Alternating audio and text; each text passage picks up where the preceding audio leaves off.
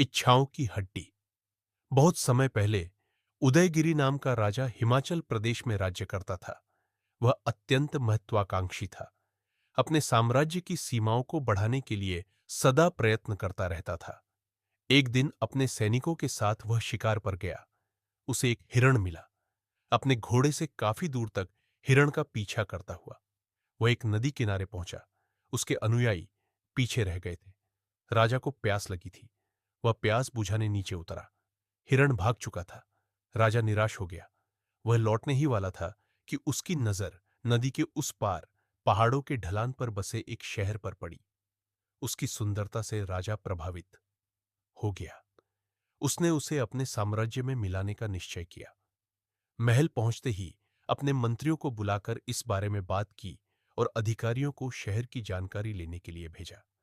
वह शहर मछुआरों का था। राजा ने सोचा, जब तक उसकी तरह कोई राजा न हो, प्रजा की देखभाल कैसे हो सकती है। राजा ने तुरंत अपनी सेना को मछुआरों के समुदाय से लड़कर जमीन पर कब्जा करने के लिए भेज दिया। लड़ाई में मछुआरों के समुदाय ने बड़ी ही बहादुरी का प्रदर्शन किया। उन्होंने छोटे हथियारों जैसे लाठी, लकड़ी का पटरा और मछली के जाल से मोर्चा थामा। जब राजा ने उनके भारी विरोध की बात सुनी, तो उसने खुद लड़ाई पर जाने का फैसला लिया।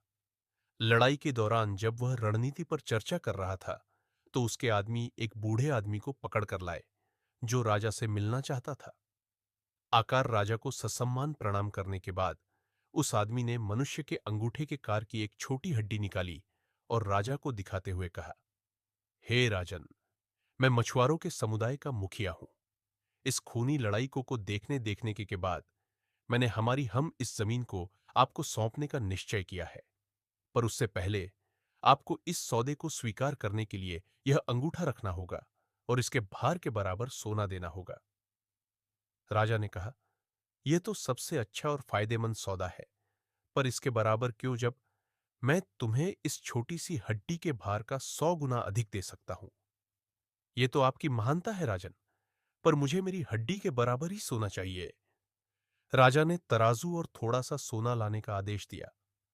तौलते समय सभी विस्मित रह गए। सोने के कई टुकड़े रखने के बाद भी हड्डी का भार अधिक था।